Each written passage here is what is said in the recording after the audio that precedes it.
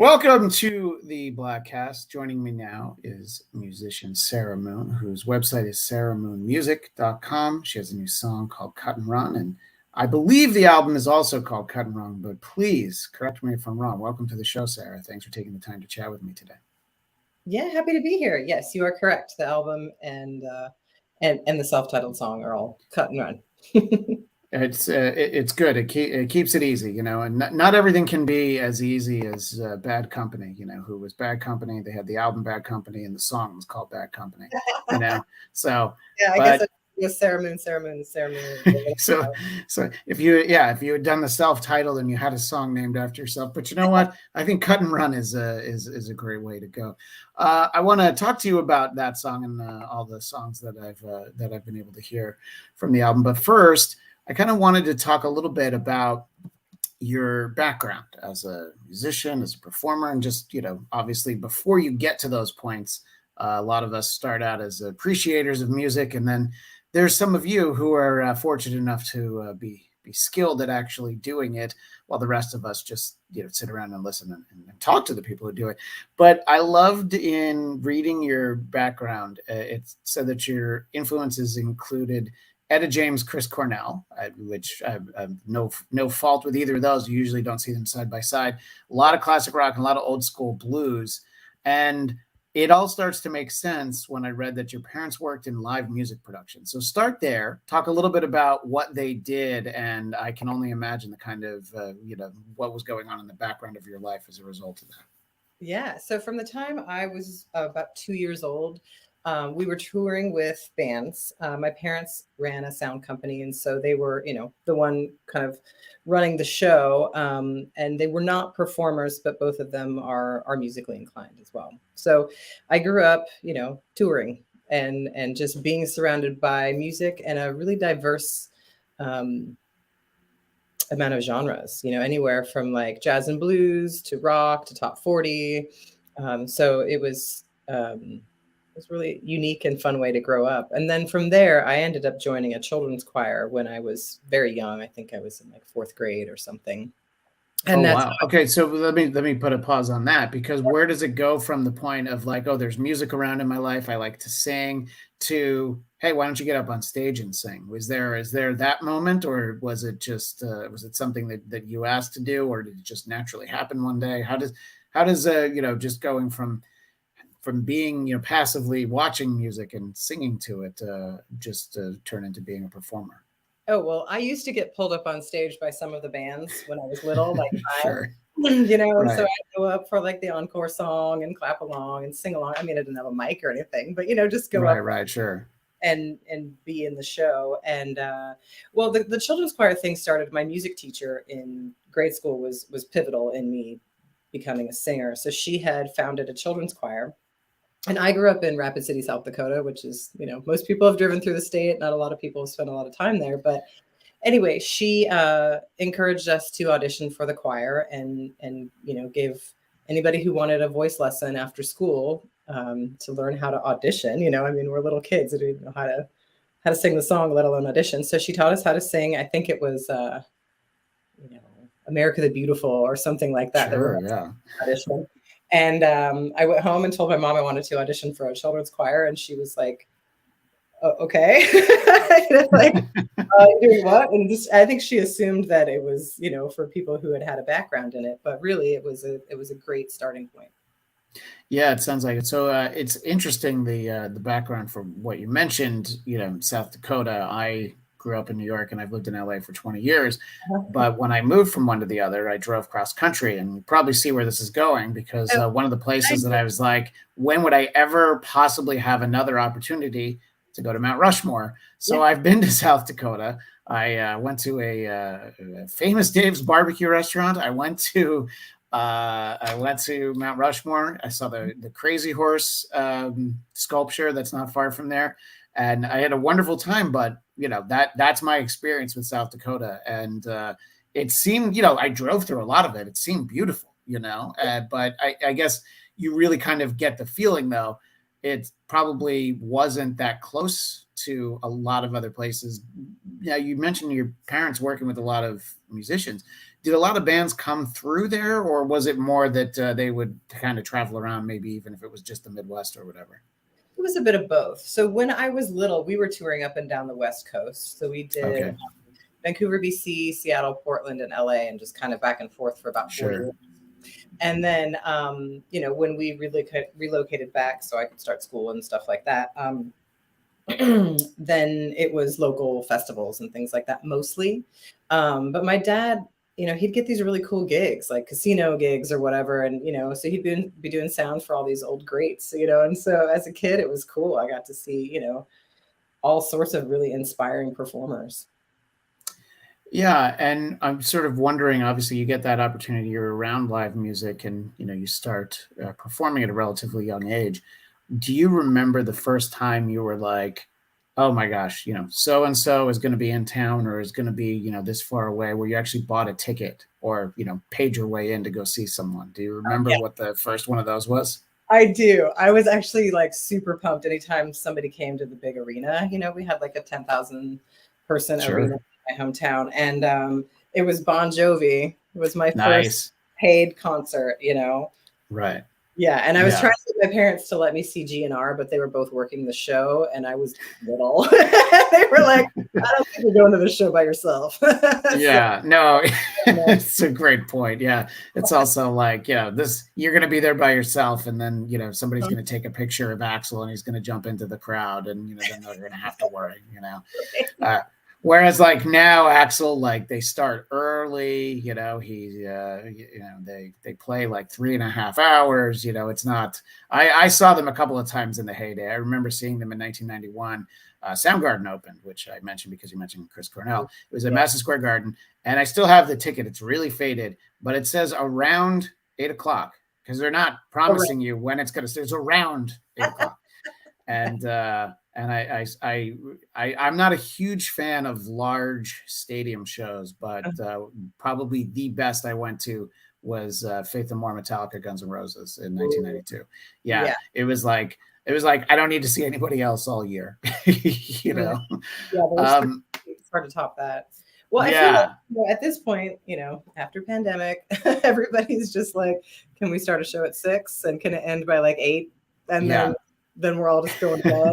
Yeah, and what's the vibe on wearing either yoga pants or pajamas to the concert? Are people going to be okay with that? Can I wear flip flops? Is that going to be all right? Yeah, it's a lot more laid back than it used to be. I Yeah, hadn't thought about definitely. that till you said it. But Yeah. yeah, so now so getting to see Bon Jovi, I mean that's got to be great. So I grew up in the New York area, and it was a big deal. It was like there was a lot involved to go and see a band in New York City. So when they would play like the county fair closer to where I lived, we would see everybody. There was one summer, the summer of 1990, I saw Kiss, Aerosmith, and Whitesnake all in like a month. And I was like, I don't need to go in the city for a while. It's like when you actually got it to come close. That must have been great. And obviously, Bon Jovi would be one of those bands that would tour very extensively. Yeah. But you always hear about bands that really built up. It's like in kind of the early days. I think a band like Kiss that would go on and become huge, they would play a lot of like some of those more in between places. And even to this day, when somebody does a really extensive tour, I think the people appreciate like, oh, you mean I don't have to drive 6 hours to Chicago or Detroit or something? Yeah. So that must have been great. Well, and in the Um, Midwest, not a lot of stops, right? So there's yeah. Minneapolis, but then there's Denver, and so Rapid City's kind of that in between point where we'd get a lot of really good acts through there. It's funny you mentioned Kiss. My dad has this story that his band, when he was whatever in his 20s, they were supposed to open for Kiss. It was like Oh, great, and yeah. when they didn't perform without their costumes. And their costumes got sent to the wrong city, and they like canceled the show, so he didn't even get to open. I was like, how devastating, like you just Oh my gosh.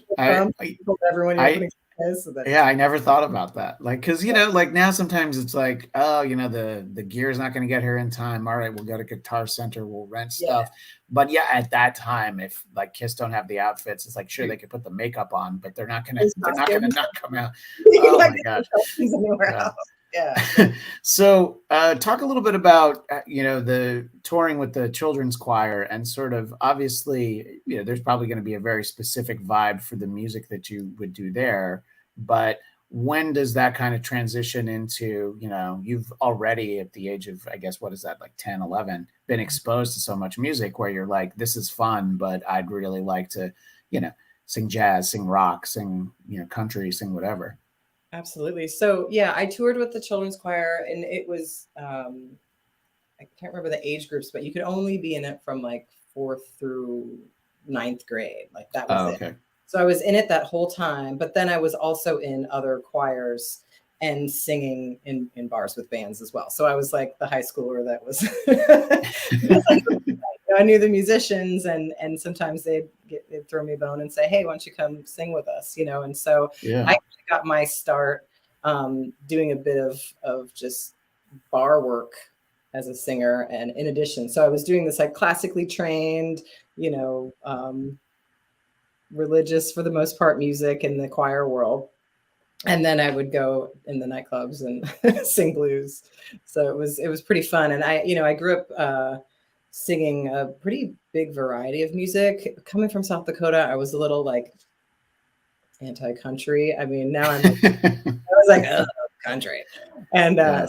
I sung blues, I sung jazz, I even sung some like Gregorian chant at one point, and then I was trained Wow. by some people at the Met, so I have like a opera background as well, which you can kind of hear when you listen to the album. Yeah, absolutely. No, I mean, there's a wide range. I as I was listening to the songs on the album, I'm not saying that it sounded specifically like these bands, but I would listen to some of the songs and I'd be like, oh, this is like a bit of a Billy Idol vibe, and like, oh, this sounds like a Heart album track, and just like musically. And it's like, oh, okay, we're slowing it down, and I was just thinking about like some of the and this was like the crazy. I actually made a note because so I don't want to say the wrong song. There was a one of the songs, and we're talking about the album Cut and Run, and we're chatting with Sarah Moon here. Yeah, so the song that you have, Only You Stay, I was Mhm. listening to it, and I re-listened to it, and I was like, all right, there's like a little bit of like a Foo Fighters vibe. And then I was like, oh, that kind of feels like Queensryche kicks in, and I'm like, all right, I'm just crazy. I'm just hearing tons of That's other notes there. awesome. That's Yeah. fantastic to be compared to So this. right, I know, yeah, and I mean it's especially because there's some high notes obviously in a number of these songs, and when you think of Queensryche, the singer Jeff Tate, I mean it's one of those glass breaking guys, like like Mariah Carey, sort of like just those notes that you hit, and you're like, yeah, I don't know how they do it, and you can hear so many influences though. That's why I started jotting it down while I was listening, because Yeah. I was like, sometimes you're like, okay, yeah, you can kind of tell the three or four bands that were the most influential to a musician. And I'm like, oh, I'm just hearing lots of everything. And then when I read that, your parents worked, in the music industry, I'm like, oh yeah, you must have heard a little bit of everything, just from growing up, but then also getting classically trained. I mean, you said that led to like opera, but there must have been so much more from that experience, right? Well, I just wanted to touch back on what you said. It's interesting that everyone I talk to about the album has a different ear for it, they hear different influences. The funny thing is that Heart keeps coming up, and Heart wasn't necessarily something I was going for, but I keep getting compared to them because Yeah, they're and because I want you to understand, it's a compliment. It's like Barracuda Heart, not all I want to do is make love to you Heart, not like late '80s Heart. That's not what I'm talking about. I'm yeah, talking, yeah, yeah. Well, and it's funny because in like, during the pandemic, we had demoed the album and we were recording the album like as soon as we were able to kind of all be in the same room at the same time. And so the songs were written, everything was done, but simultaneously, I was hired by a band called Barracuda to play Nancy Wilson. So I'm in a oh Heart wow, tribute band, but I play Nancy. oh So, that's so funny. I mean, the blonde, right? But Yeah, so it's kind of random that people keep bringing it up. But I think that it's a huge comparison, and obviously an honor to be compared to those powerhouse vocalists. So yeah, I think for me, just to answer your question about kind of the training aspect, I just was so motivated to sing that I would just grab onto any opportunity that came my way. And there is a ton of amazing musicians in the Midwest. There's not a lot of time, there's not a lot else to do, right? So you kind of Yeah. hone your craft or you do whatever. And so, any opportunity that would come along, like I said, like it's a jazz choir. It's I won some competitions or placed, second, third in competitions, and that would lead me um, to get, like the prizes were extra training from amazing vocalists and things like that. So I just kind of latched onto all of it. And that's kind of what shaped the voice that I have today. Well, and I would assume that so much of it is just, playing. You're talking about being classically trained, but there's also the training of singing in bars from a young age and on through there, and just sort of getting a feel. I clicked one time too many going through some of the YouTube stuff, and I found it's from I don't know, what is this, 2023? So it was like more than a decade ago. I guess you were doing, maybe it was like a reggae version of Seven Nation Army. Oh, That's yeah. you, right? I wanted to make sure that was actually you. And I was Yep. like, oh, this is so different, Yeah. And I always like, you're talking about being in a hard tribute band. I think a lot. I've seen a lot of great tribute bands. A friend of mine used to produce a show for Access TV that was called The World's Greatest Tribute Bands, and I would go to the tapings, and I'm like, wow, these Oh, are great. yeah. Some of my friends were on that show. Yeah. Oh yeah, and I got to know her really well. I got to know some of the bands really well, and it was like an excuse to go to the whiskey once a week and Yeah. get a couple of free drink tickets. What am I going to say? No, Yeah. but and it was always so impressive. But in terms of recorded covers, or sometimes when you see a band live, uh, when somebody puts like such a different spin, I mean, it's like the one that comes to mind is, I know he's somebody that is very problematic right now, but when you think about the first time you heard the Marilyn Manson Sweet Dreams, you're like, what happened to this? Like what happened to this song? And just really different. And I always use the example that as much as I love the band Weezer, they did a cover of Africa by Toto, and it sounds exactly like Africa by Toto. And I Yeah. was like, you guys have such a great sound. Why would you do that? Why wouldn't you like to a Weezer version of Africa? It's a great song. You don't change the song entirely, just arrange it in a different way. So when I heard that, sorry to go kind of round around there, that it was just like, was an interesting way to take the White Stripes and go like, yeah, but what if I really like slowed it down and did that? So is that just an example of like, well, sometimes we're just having fun trying to figure out what works, or how does something like that come about? It doesn't even have to be about that performance in particular, which I Yeah. realize is from like 13 years ago. Well, that song, I was in a band called Sarah Moon and the Night Sky at that point, and we did a handful of covers and we wrote a lot of our own material as well. But I was just kind of inspired by that song, and we just funked it out. We just did Yeah. our own thing with it, and it was so fun to sing. And so like for me, I'm also like, anytime I can sing like Great Gig in the Sky, like I can just go with some soaring notes, I'm like, yeah, let's do it. So that's just kind of where I took it. I was like, it's similar-ish to there's an artist, I think she's based out of the UK, named Alice Russell, and she has a slightly different version than the original version. And I was like, inspired by both, like, all right, where could I take this? And that song is so catchy and people know it, and just to make it a little bit more raucous. So it has that White Stripes raucous, but also has this sort of like soul vibe.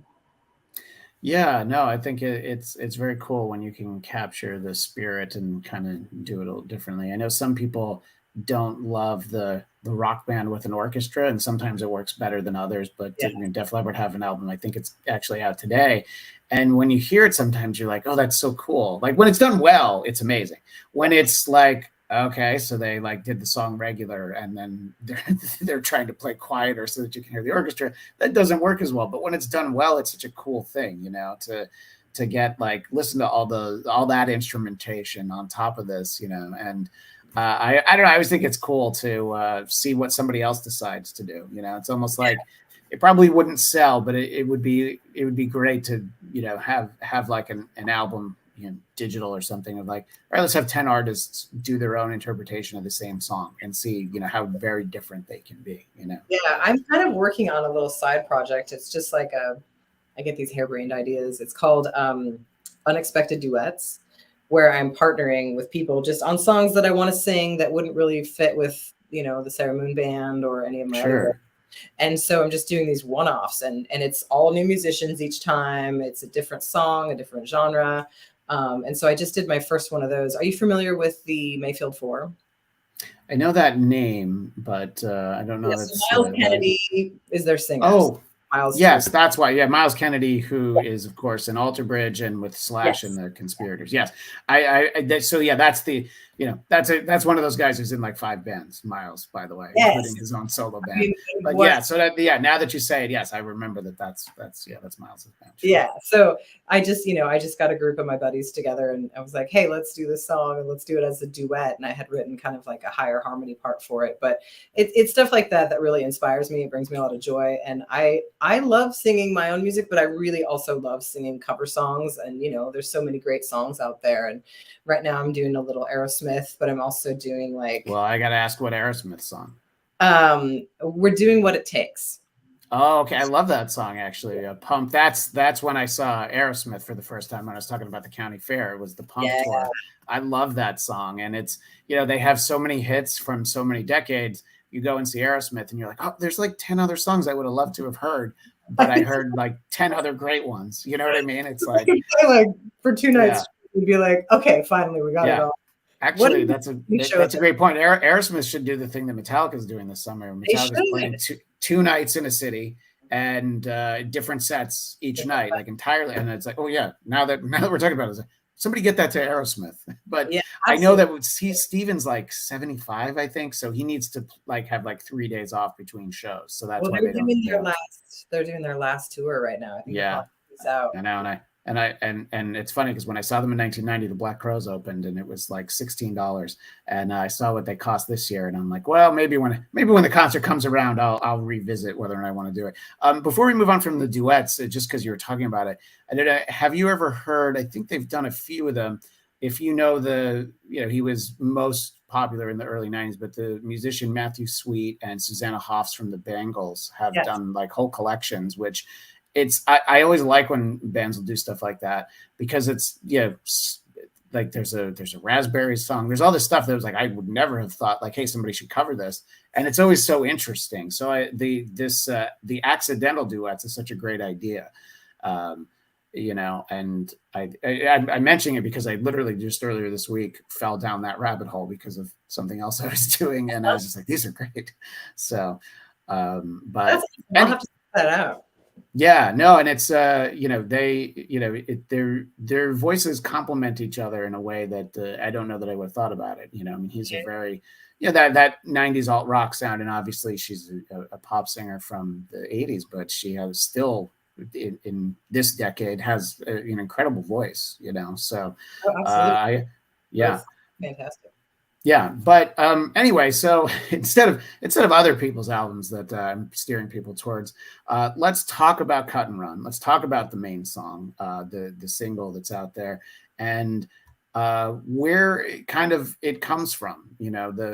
Take a moment to talk about the song. Is it a song that you've been working on for a while and you felt like, okay, this is the thing? I mean, obviously, if you're going to start the record with it, you're going to name the record after it. You definitely feel that you must be incredibly proud of it. Yeah, I've been kind of stockpiling some of these songs for a few years. So I work with a songwriting partner by the name of Brandon Cook, and he and I we approach songs from all different directions. So sometimes I'll come to him with lyrics. Sometimes he'll come to me with, a chord progression, or we kind of meet in the middle, and we work really well together. And so it comes together fairly quickly when we get into the songwriting mindset. Cut and Run, I believe I had lyrics and a melody for it, and then he just wrote, the really sweet riffs for it. And as we were writing it, I was really like, how? Because he had a vision for it and I had a vision for it, and I was like not quite getting where he wanted me to go with the timing of it. And then once I got it, I was like, oh, okay, this is cool, And the whole idea behind the album is that I wanted to make a rock album, obviously, but I wanted to make it firstly different than anything I've done before. So I have a blues album out and I have an Americana album out, but this is like the heaviest, like most in your face stuff that I've done yet. And I feel like it complements me vocally. Like I needed them to kind of to bridge, you know, because I've done stuff that's like weaker instrumentally and then with a strong voice. I just wanted to kind of merge it all. And the idea of the album is that it's a driving album. So you get in your muscle car or whatever, you get in your car, right? And you're driving the open back roads. You're driving across South Dakota in the middle of the summer with the sun in your face and the wind in your hair, and you know, and just that good road tripping music. And so Cut and Run is full of, you know, the album itself is full of a little bit of life experience, but it's not an overly personal album. It's a lot of different facets that we pull from. I think I said that backwards, but anyway, you know, you'd hear a story, a friend talking about their life or whatever, or you know, Brandon and I each put our own little spin on things and just kind of compiled. You know, I feel like I still approach an album as it's a story. And so for me, it wasn't just like a bunch of singles. Like I'm still like, yeah, you put it on, you listen to the whole thing cover to cover, but you know, people don't often do that as much these days. No, and I think that's when you really appreciate when, you know, a band has set out to release every, you know, and I don't mean like the album's done and then you know, you trickle out a song here and there over a few months. It's when the album comes out of like, oh yeah, we've put out a song, you know, every few months over the last 2 years. And then it almost feels like a greatest hits collection when they do that. So when it's like, it doesn't have to be from the same session, but if it's like from the same mindset or the same time period from a band, you can kind of get that feeling, you know. And I think that it's always good to hear. Yeah, I'm you know, I still like to sit down and flip through a booklet when an album actually comes out as a physical copy. I'm still into CDs more because I can put them in the car easily. And the example I always use when I talk to people is that I have 2 small children. I have a 7-year-old and a 5-year-old. So music to me is going to be like, well, what can I listen to with one earbud in while I'm doing the dishes? You know, because it's not like, oh yeah, sit down with a cocktail and put on a vinyl album, put the lights down and put my feet up and relax, because I'll fall asleep if I do that. So I feel you. I also have a 5-year-old, but luckily, like, he's into metal. Oh, nice. So like, you know, he's like, can we listen to Sabbath? Like he's into like, you know, stuff. And I'm like, all right, cool, man. Like, yeah. And you know, he's into like all kinds of stuff, but you know, he likes to control the stereo, of course. But I feel you on like, I can't just listen to cover as much as I to unless he's not. But what you're saying about you know, good driving music is that's usually when I can listen. I've got a couple of albums and I'm like, oh, I'm going to be in the car for like an hour tomorrow, so I get to listen to one on the way out and then on the way back, and like that's really the only time that I can listen. And fortunately, my car's from 2014, so it has a CD player. That's a CD player. Yeah. Yes. Wow. And then I this is usually my flex for music nerds is we have an older car that we inherited from my father-in-law. He just wanted to get a new one, so it's a 1998 Lexus. So when I say I have a Lexus, it's from 1998. But we get it. Yeah, but it's got a 5 CD changer in it. And a tape deck, so I can listen to cassettes or CDs. So it's like, you know, what else do I need? So it's like a lot of times I'm like, oh yeah, the gas mileage is really terrible on that car, but I'll take that on that long trip. You know, I've driven that car to Vegas, loaded it up with 5 CDs. You know, it's great. So so good. Yeah, there's just so special. I mean, it's nostalgia, right? But there's just something special about being able to be like, yes. One of my hangups has been, you know, with the digital world, is like, okay, but I wanna look at the liner notes and I want to read a bunch of stuff. And you can put a certain amount on, but unless there's some app or something I'm missing, you know, you can't really do a lot of the band photos and the extra information about who played what song and, you know, who's on the track. You know, I'd like to share all that stuff. So I kind of do it on my website, but this is not the same as getting. It's not the same as, you know, like, you know, guest musicians. I mean, I remember, you know, a very early album that was important to me was Alice Cooper's Trash album. And if you were to not have the booklet that went with that, you might not know right away that Steven Tyler, John Bon Jovi, Richie Sambora, I'm forgetting like 3 other guys. There's so many guests on that.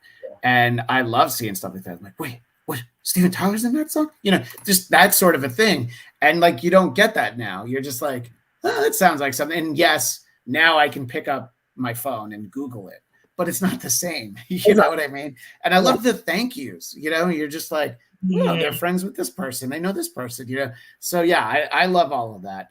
And obviously, Sarah Moon Music is where people can go to find it. I clicked on a link, and Spotify did open right away. So, or Apple Music. I think it's. I think he gave me a choice now that I'm saying that.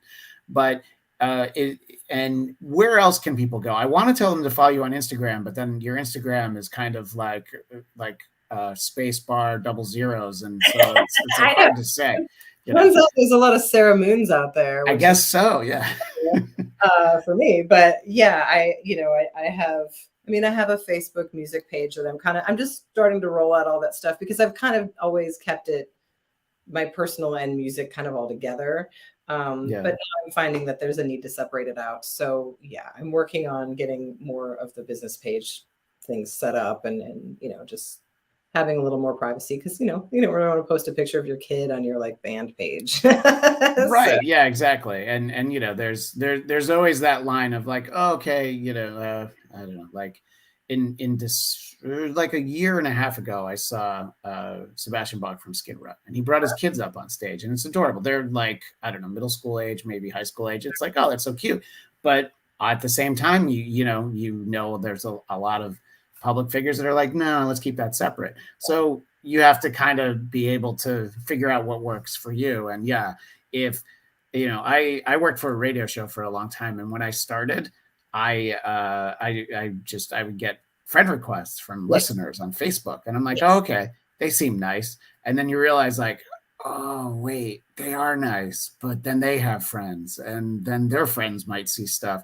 So then it's like, okay, I guess I have to have a second Facebook now, and this is like, and it's just what happens, right? You're just 2007, like, so it was like that you're like necessarily close with, and so it's like, yeah, it's all cool. Like I'm more than happy to have, people follow me on social medias and stuff, but I also want to provide content that's not like I'm providing the best content or whatever, but I'm no influencer, but it's just nice to have a little bit of privacy between the two. And absolutely. Maybe when you're a female artist, sometimes there's some stalkery stuff, so you kind of what I didn't even think about. I don't have to think about that. So yes, obviously there needs to be extra layers. Yeah. And it's like, because I mean, we just need to talk about the people who mean well and aren't even super creepy. And even that, it's like, oh yeah, you could spend the whole day getting, writing back to people like that. So I can imagine. But yeah, so Sarah Moon Music is where people can go. Now, the question is there much going on immediately or maybe later in the year in terms of performing, getting out there and touring? What's the plan for that? Yeah, so we had the album release show a couple months ago. And we're just going to do gigs kind of every couple of months locally for a while.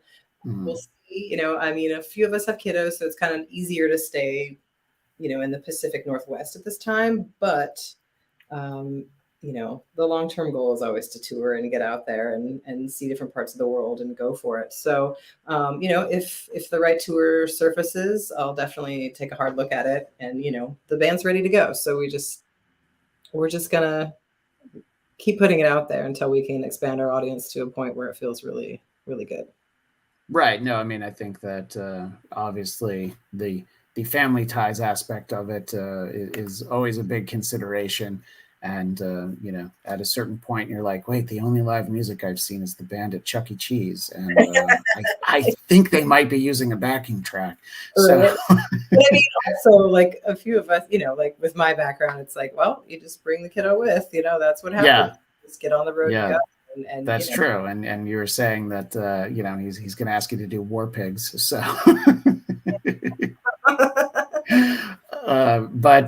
So obviously that seems like that's the best place to go, though, is sarahmoonmusic.com. That's the beginning and end. You got all the links from there, so you don't have to figure out the Instagram. And you're right, there are a lot of Sarah Moon Musics in there, because I think there's a photographer with that name that I came across for a second. I'm like, this isn't the right person. So I'm sure she's very talented at what she does, but that's not who I was looking for. She is, but yeah, she takes up all the bandwidth on the Sarah Moon tip. But